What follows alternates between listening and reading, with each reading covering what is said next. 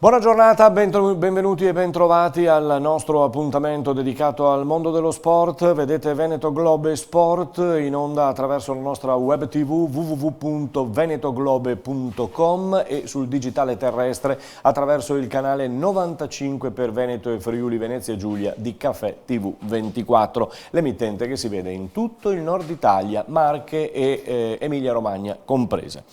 Andiamo a parlare subito di nuoto in apertura, il nuoto mondiale che si arricchisce della medaglia d'oro di Simona Quadarella, l'italiana che ha vinto il 1500 stile libero con una grandissima gara e con un record personale. Finale ennesima intanto per la Pellegrini e attenzione anche al duo Paltrinieri-Detti che inizia questa notte nelle gare che contano.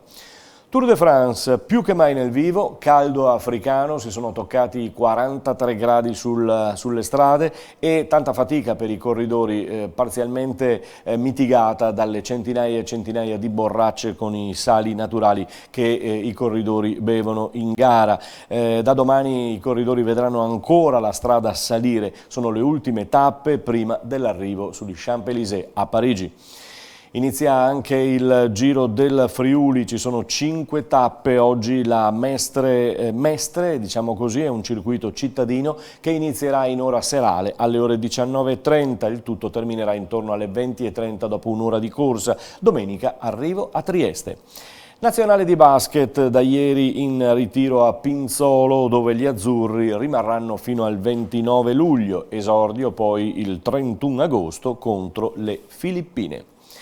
Nazionale italiana di volley maschile affidata a Blengini, vedete il tecnico, giocherà a Civitanova Marche questa sera alle 20 contro la Slovenia.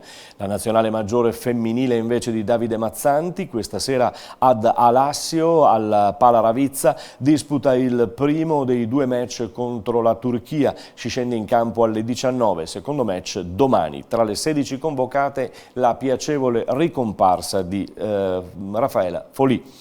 Allenatori italiani in giro per il mondo per quanto riguarda il volley. Uno di questi è Negro, che ci ha abituato, l'ex tecnico tra l'altro dell'Imoco, ha girato parecchio e sta girando parecchio, adesso si è fermato in Brasile. Vediamo l'amico Rossano Bertocco che ha raccolto questo video e lo ha messo in rete, eccolo qua.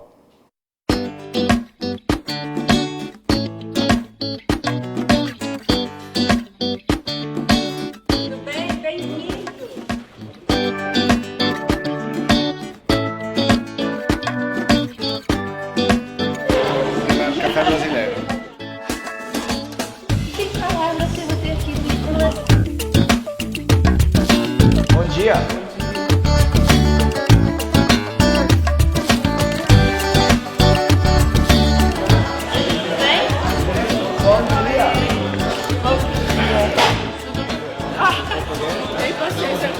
Comigo portugués. Hola Torcida, acabé de llegar aquí en Minas, estoy impresionado por la estructura y acabé de encontrar algunas meninas y ahora vamos a iniciar el trabajo. Al Minas Negro, in bocca al lupo naturalmente, vamos a ganar, come diceva, andiamo a giocare. E adesso il calcio che vede il derby d'Italia tra Juve e Inter nella giornata. C'è soltanto una piccola cosa, si gioca in Cina, a Nanchino. Nella notte il Milan ha invece giocato contro il Bayern perdendo per 1-0, ma le cronache raccontano di una grande prestazione del giovane Maldini. Difficoltà a Roma per acquistare i giocatori prescelti, sarebbero stati 3, ma costano troppo. Intanto per De Rossi volo in Argentina al Boca Juniors e Totti invece fa televisione registrando 2 puntate di Casa Totti, una sitcomedy che si avvicina a Casa Vianello, ve lo ricordate? Allora Ilary Blasi e Totti faranno Casa Totti. Soldi e tanti invece in casa del Napoli per le 8 cessioni già effettuate e già raccolto i soldi. Elmas già arrivato intanto a Di Maro, eccolo qui, dopo le visite mediche regolari. Il Torino domani alle 21 va in campo per la Europe League contro il Debrecen, si giocherà ad Alessandria dove ci sarà il tutto esaurito. E allora continuiamo a parlare di calcio, ci sono i ritiri delle squadre italiane che interessano le nostre montagne, soprattutto la Lazio che è di casa ad Auronzo fino al 26 luglio e oggi gioca contro l'Entella. Il Lecce fino al 28 luglio sarà a Santa Cristina in Val Gardena, il Napoli come detto a Di Maro fino al 26 luglio. 3 partite oggi che spiccano anche per quanto riguarda le Venete: Sassuolo Real Vicenza, Udinese Al Hilal e Cagliari Chievo. Anche quest'anno il nostro campionato di riferimento sarà quello di eccellenza, lo seguiremo con servizi, interviste, telecronache un po' per tutta la stagione. I primi raduni sono cominciati, Montebelluna in Serie D e poi Liventina e Giorgione per quanto riguarda l'eccellenza. E allora andiamo a Motta di Livenza dove Marino Basei ci attende, è stata una bella intervista questa con un attimo di tristezza anche nel ricordare Marco Guerrato. E allora direttore, ci siamo, dicevo al presidente prima, nuova stagione, lui pieno di entusiasmo perché vede questi giovani su cui ha continuamente fiducia, idem penso da parte tua, è un'altra stagione qui alla Liventina. Sì, è una stagione nuova con un mister che crede in un nostro progetto e questa è già una vittoria. Sicuramente dovremmo confrontarci con programmi di altre società più ambiziose, vedi Portogruaro, vedi Porto Mansuè, vedi Lia Piave, Sandonà, e sicuramente per noi nel complesso del gruppo che abbiamo molto giovane sulla carta non siamo competitivi, però contiamo che abbiamo giovani di qualità, un mister che vuole lavorare con i giovani lo ha dimostrato dove è stato e pertanto credo che potremmo far bene. È un'annata indubbio che deve avere insomma, una connotazione un pochino più importante dalle ultime due, anche per continuare a credere in questi progetti, no? Sì, per noi continua il nostro progetto giovani. Quest'anno abbiamo ringiovanito rispetto all'anno scorso con più giovani, chiaramente con qualche inserimento nuovo, e sappiamo che quando vai a costruire una squadra siamo consci del fatto che sicuramente non faremo il campionato che potrà essere l'Espoir, ma nel calcio ci sta tutto, ripeto, ci sono squadre molto più attrezzate, noi contiamo nei nostri giovani, nelle qualità che hanno i cosiddetti vecchi che sono rimasti e anche sul mister che crede in questo progetto. Direttore, facciamo un'unica nota di tristezza, siamo io, Rorato qui del Gazzettino, manca soltanto un amico, Marco Guerrato. Sì. È una nota che vista così so che tu ci tenevi in modo particolare, quindi Dolorosa. Grazie. Scusate. Grazie. Niente scuse naturalmente per Marino Basei che ha voluto ricordare con questo atteggiamento l'amico Marco Guerrato che ricordiamo anche noi.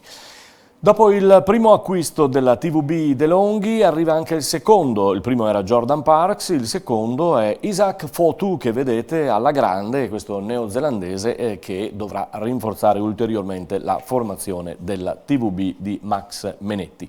In Serie A2 femminile invece sempre di basket, confermata la capitana Brotto, poi la Giulia Zecchin, la Giada Colombo, è arrivata finalmente anche il primo colpo nuovo, il primo acquisto che si chiama Emma Caffau, la formazione veneziana la parcheggia dopo aver fatto 2 anni ad Orvieto, la parcheggia a Ponzano, in bocca al lupo a lei. Per l'Imoco Volley Conegliano insomma, si attende la ripresa degli allenamenti che avverrà intorno a dopo il 15-20 di agosto, ma addirittura con 3 o 4 atlete soltanto perché poi tutte le altre sono impegnate con le loro nazionali e saranno in giro. E a proposito dei nazionali, allora c'è quella italiana ad Alassio che è impegnata, questa sera gioca come avete sentito, ma c'è anche quella della Polonia, no? La capitana Wolosz ha voluto così simpaticamente sul sito della propria squadra dell'Imoco Volley Conegliano ricordare ai tifosi che insomma sì, possono tifare per l'Italia ma anche per la Polonia. Sentiamola. Ciao a tutti, vi voglio invitare a Łódź dove giocheremo europei. Lo so che sarà Italia per chi tifate, ma vi voglio chiedervi se volete tifare anche Polonia e anche altre squadre. Vi assicuro che Łódź è una bellissima città e sarà anche tanto da divertirsi fuori del palazzetto. Ciao e ci vediamo presto! E questa è la capitana dell'Imoco Volley Conegliano, quindi fate il tifo anche per la Polonia. Saremo sempre molto attenti anche al campionato Pro 14 per quanto riguarda il Benetton Treviso. Adesso sui campi della Ghirada si muove anche la nazionale inglese. Qui vedete la fatica dei ragazzi del Benetton, ma è stata tanta la fatica anche della nazionale inglese. Ieri nella prima giornata addirittura hanno scelto di non scendere in campo e hanno faticato e sudato all'interno delle palestre della Ghirada. Oggi invece il primo assaggio di campo, perché insomma qualche cosa fuori bisognerà fare, anche se il caldo è veramente opprimente. Questo per la nazionale inglese. E per il rugby noi andiamo a concludere con l'atletica leggera, perché andiamo a Caorle, dove in settimana c'è stata una bellissima manifestazione. Scopriamola. Sì, tutta la giunta, l'intera comunità, avevamo gli imprenditori, le associazioni, i cittadini, anche i turisti che hanno voluto veramente scendere in campo per dare un segnale forte, un messaggio veramente importante, perché è un messaggio educativo, questa lotta che portiamo in concreto sul territorio nei confronti delle persone violente in generale, violente nei confronti delle donne.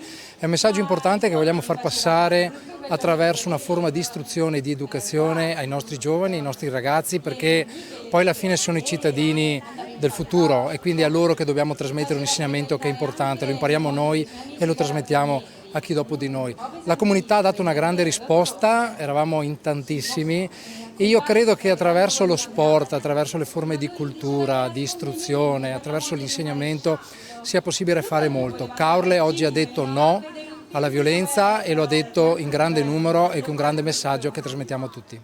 Quest'anno ho avuto un bimbo e ho partecipato a un contest su Facebook che si chiama The Man Factor e sono stata scelta tra le 5 neomamme per un progetto di rimettersi in forma e preparare la mezza maratona.